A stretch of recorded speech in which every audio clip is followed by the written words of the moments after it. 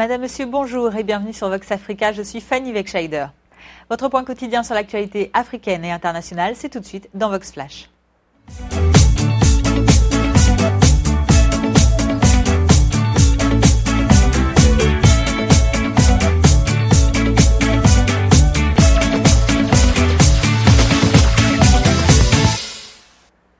Ouvrons notre journal de ce jeudi 14 avril au Nigeria. Souvenez-vous, il y a 2 ans, jour pour jour, 276 jeunes filles étaient enlevées de leur lycée de Chibok par les islamistes de Boko Haram.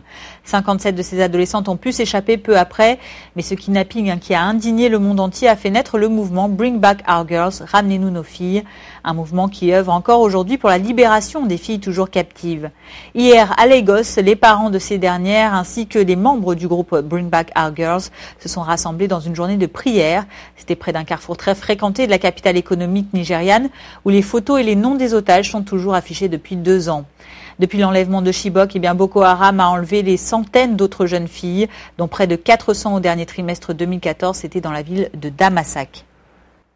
Et pour les organisateurs de la manifestation de Lagos, ce rassemblement avait pour but de montrer le soutien aux familles toujours actifs, ainsi que l'esprit à défendre du Nigeria, qui est de soutenir tous les citoyens. Je vous propose de les écouter.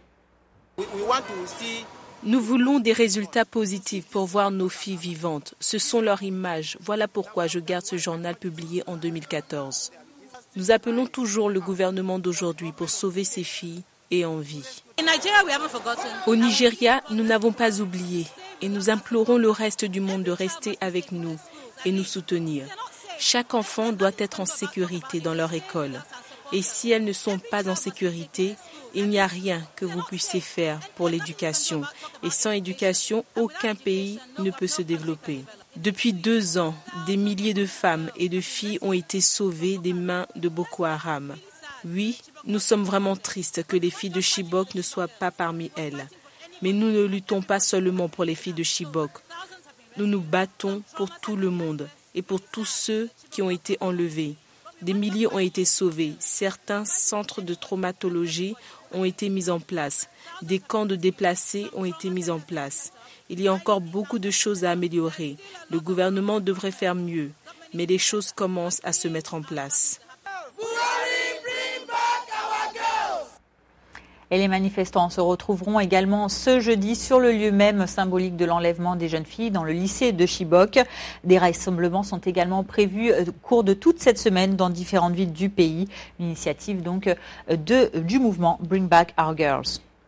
Et alors que l'UNICEF, vous le savez, on vous l'avait dit hier, a publié récemment un rapport qui pointe du doigt l'utilisation par Boko Haram de plus en plus d'enfants pour être des bombes humaines ou encore des esclaves sexuels, des associations, elles, œuvrent aussi pour essayer de sauver les enfants. Par exemple, au Kenya, c'est le cas de Rescue Dada qui essaie de donner un avenir meilleur aux enfants des rues, notamment aux jeunes filles. Regardez ce reportage. Seuls, affamés, rejetés par le reste de la société et ignorés des autorités, les chokoram au Swahili qui désignent les enfants de rue sont nombreux à Nairobi. La mort des parents, les violences dans la cellule familiale ou simplement la pauvreté poussent ces enfants à vivre dehors. Ils vivent en communauté avec leurs propres règles.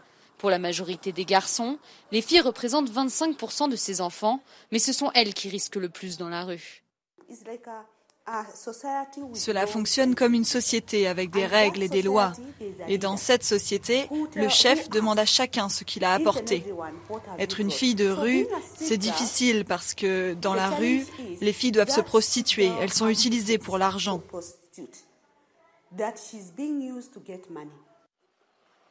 Le centre peut accueillir jusqu'à 70 d'entre elles simultanément. Sur les admissions de 2014, 30% avaient été victimes d'abus sexuels. Gladys a 15 ans. Après avoir perdu ses 2 parents, elle est venue à Nairobi et a vécu 2 ans très difficiles dans la rue. Certains garçons nous forcent, nous les filles. Il y a une amie à moi qui a été violée. Les rumeurs disaient qu'elle était morte, mais ce n'était pas le cas.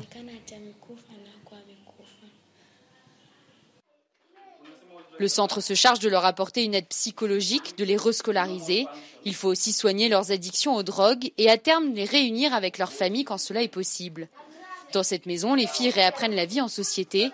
Pourtant, la tentation reste toujours forte.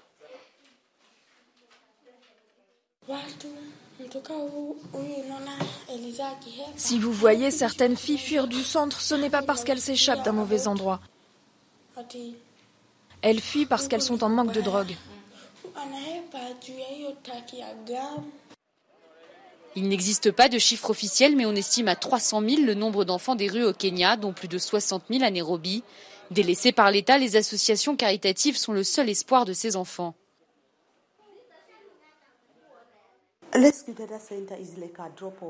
Le centre Rescue Dada n'est qu'une goutte d'eau dans l'océan, car le gouvernement ne s'attaque pas à la question de la pauvreté au Kenya. Depuis la création du centre en 1992, certaines filles sont sorties définitivement de la rue, mais d'autres y sont retournées.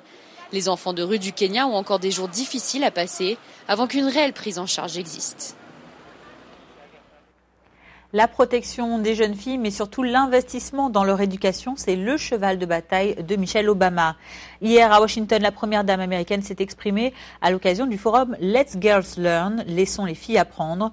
Lors de l'événement organisé au siège de la Banque mondiale, l'organisme financier a annoncé le déblocage sur les 5 prochaines années de 2,5 milliards de dollars afin de financer de nombreux projets éducatifs dans le monde entier et surtout en Afrique subsaharienne ou encore en Asie du Sud où une grande partie des adolescentes ne sont pas scolarisées.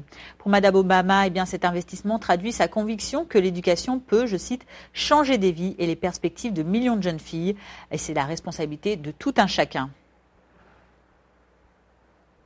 Et selon la Banque mondiale, ce sont environ 62 millions de jeunes filles dans le monde entier qui sont privées de scolarisation. Pour la First Lady américaine, un seul message, l'éducation permet un avenir meilleur pour tous. Écoutez. Quand nous investissons dans l'éducation des filles et que nous accueillons les femmes dans la population active, elles ne sont pas les seules à bénéficier. Nous sommes tous gagnants. C'est maintenant à votre tour de faire tout ce qui est en votre pouvoir, faire tout ce que vous pouvez pour instruire chaque enfant de la planète. J'espère que vous ferez tout votre possible pour développer leurs talents et inclure leurs contributions afin de parvenir à la croissance durable que nous recherchons tous. Parce que si c'est le cas, si nous travaillons ensemble sur ça, j'ai la certitude que nous pourrons donner à tous nos enfants, garçons et filles, un avenir à la hauteur de leurs promesses et de leurs rêves. Un mot d'économie à présent. Créé en 2009 et mise en service en 2011, Senegal Airlines n'est plus. L'État a annoncé la dissolution de la compagnie aérienne qui s'est vue retirer son permis d'exploitation en début de mois après avoir cumulé des dettes trop importantes. Le Sénégal, qui tenait la compagnie sous perfusion depuis un certain temps, a également annoncé la création prochaine d'une nouvelle compagnie aérienne nationale. Une annonce qui intervient alors que le Sénégal termine la construction d'un nouvel aéroport. En attendant, 197 employés de Senegal Airlines se retrouvent sans emploi. Les travailleurs demandent à être réintégrés dans la future compagnie dont la création a été annoncée par le ministre de l'Économie et des Finances. La relance d'Air Sénégal était l'une des promesses de priorité du septennat du président Macky Sall.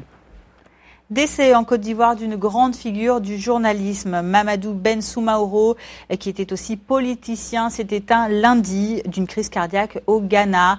Monsieur Soumaoro résidait à Accra, au Ghana, depuis la fin de la crise post-électorale en 2011. Mamadou Ben Soumaoro, qui a exercé dans les années 70, était un symbole du journalisme professionnel et rigoureux. Et son travail lui avait d'ailleurs valu la nomination comme directeur de la radio-télévision nationale, la RTI, dans les années 1980. Celui qui était surnommé Waraba, le lion en malinké, pour ses critiques sur la France, avait été notamment député entre 2000 et 2011. Il avait milité tour à tour dans plusieurs partis politiques, le Parti démocratique de Côte d'Ivoire, puis le Rassemblement des Républicains d'Alassane Ouattara, dont il a été le porte-parole pendant 2 ans. Il a ensuite évolué au sein du Front populaire ivoirien de Laurent Gbagbo. Un mot de sport à présent avec la deuxième étape du Tour cycliste international du Togo. C'est le Burkina Faso qui endosse désormais le maillot jaune. La deuxième étape a été courue hier, mercredi, dans le nord du pays. Sur la route, pour nous donner tous les détails, notre correspondant Noël Tête-Daignon. C'est au sprint que le Burkinabé Mathias Sordo a remporté cette deuxième étape longue de 113 km. Les Burkinabés ont dû mettre en place une stratégie pour gagner cette étape qui est la plus courte du tour. Cette stratégie, c'était de placer au moins les leaders Voilà, au niveau de la montagne, ça a été le cas. Donc on a été 4 à traverser la montagne. Et maintenant à 25 km à l'arrivée, on a attaqué. Voilà, chacun de nous a attaqué. Et puis j'ai été le plus chanceux. Je suis parti seul, j'ai rattrapé le Congolais devant et on est parti à 2. Pourtant, personne ne les imaginait à cette position dès l'entame de l'étape à partir de la ville de Sokodé. Puisque très vite, le Congolais Claviro Moindo, Dossard 21, a attaqué et s'est détaché du groupe. Il avait plus d'une minute d'avance sur le peloton. Il était suivi de près par un Nigérian. Bon, au sprint, donc j'ai pété distrait, alors le Burkinabé a pu franchir la ligne d'arrivée devant moi, mais bon, c'est toujours comme ça. C'est l'une des étapes les plus difficiles du Tour avec la montée de la faille d'Alejo, un véritable calvaire pour les cyclistes. Une analyse technique plutôt positive, ça s'est bien passé. Hier, nous avions un maillot jaune ivoirien. Aujourd'hui, ça change, c'est un Burkinabé qui prend le maillot. Voilà, les écarts sont encore très serrés. On a eu une belle étape avec notamment le passage de la faille d'Alejo qui s'est bien passé. Une belle arrivée ici à Kara, donc voilà, ça se passe bien. Au bout de cette deuxième étape, il en reste encore 4. Le tour n'est pas fini, il ne fait que commencer. Le maillot jaune gagné la veille par l'Ivoirien Abou Sanogo est désormais porté par le Burkinabé Noufou Minougou en attendant la 3e étape courue jeudi entre les villes de Kabou et Tchamba au centre du Togo, longue de 116 km. Terminons notre journal de ce jour avec quelques pas de danse, direction la France. Et Kader Bellarbi, cet ancien danseur étoile de l'Opéra de Paris, qui depuis 4 ans maintenant est devenu le directeur du ballet du Capitole à Toulouse, dans le sud de la France. Avec son nouveau spectacle Paradis perdu, joué en plein cœur d'une église médiévale, Kader Bellarbi continue de surprendre son public. Reportage. Des danseurs se débattent, enfermés. Murmure. La nouvelle création de Kader Bellarbi est le dernier volet de son Paradis perdu, un programme composé de 3 pièces chorégraphiques. Pour l'occasion et pour la première fois, l'ancien danseur étoile de l'Opéra de Paris, devenu directeur du théâtre du Capitole à Toulouse, a investi l'auditorium Saint-Pierre-des-Cuisines, une église du 5e siècle. On va utiliser le lieu dans ce qu'il propose, au niveau de sa topographie, au niveau de ce qu'il dégage. Et tout ça permet au ballet du Capitole aussi de se dire qu'on peut se déplacer. Dans ce lieu chargé d'histoire, Kader Bellarbi a choisi d'interroger des thèmes comme la mémoire, l'oubli, la résurgence. D'abord avec Salle des pas perdus, qu'il a créé en 1997, revisité pour l'occasion. L'histoire de 4 personnages prisonniers d'un corps vieilli et qui tentent de retrouver leur jeunesse. Puis avec la création du chorégraphe espagnol Ángel Rodríguez, inspiré d'un fait divers, l'assassinat de 13 femmes communistes sous Franco. Murmure, enfin, a été créé d'après les chants de prison, une composition de Luigi Dalla Piccola. C'est de travailler sur tous les enfermements possibles, comment les corps sont dociles ou réfractaires aux espaces, aux pressions. Fils d'Algériens immigrés et de mère française, arrivé à la danse un peu par hasard en suivant sa sœur, Kader Bellarbi dirige les 35 danseurs du théâtre du Capitole depuis 4 ans.